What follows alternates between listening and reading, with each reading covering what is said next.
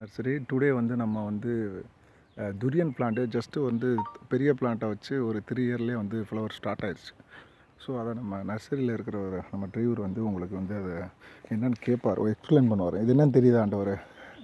இந்த பூவை இதுக்கு முன்னாடி பார்த்துருக்கீங்களா? இதுக்கு பேர் தான் துரியன். துரியனில் இது ஒரு சானியாவோன்ற ஒரு வெரைட்டி, நல்ல காய்ப்பு திறனுடையது. ஜஸ்ட்டு வந்து 3 இயர்ஸ்லேயே ஸ்டார்ட் ஆயிடுச்சு ஃப்ளவரு.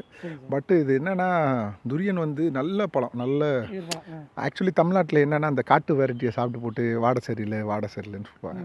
துரியன் வந்து இயற்கையாகவே அது நல்ல பழம். ஆனால் யாருக்கும் தெரியல, மினரல்ஸு கோடிக்கணக்கில் கொட்டி கிடக்கு.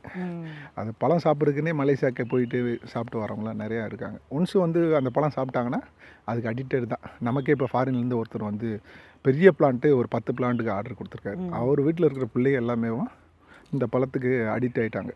ஸோ அடிக்ட் மீன்ஸ் என்ன, பிடிச்சிருக்கு, ஓகே சாப்பிட்றாங்க, ஓகே, அதுக்காக ஒரே தான் அதனால் இந்த துரியனை வந்து நம்ம ஊரில் வைக்கலாம். எப்போ எங்கே வைக்கலாம்னா, கொஞ்சம் நிழல் இருக்கிற இடத்துல வைக்கும்போது கண்டிப்பாக வரும். அதுவும் கொஞ்சம் பெரிய பிளான்ட்டை வாங்கி வச்சாங்கன்னா நல்லா வரும். இது வந்து ஜஸ்ட்டு 3 இயர்ஸில் வந்து ஃப்ளவர் ஸ்டார்ட் ஆகிடுச்சுன்ற ஒரு இதுதான். ஃப்ளவர் கட் இதுலேயும் மேலே வந்து பிஞ்சு பிடிச்சிருக்கு,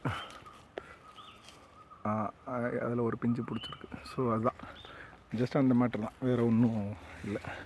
ஓகே, துரியன் செடியாக வாழ்நாளில் லைவாக பார்த்துட்டீங்க. ஹாப்பி தானே? ஹாப்பியா?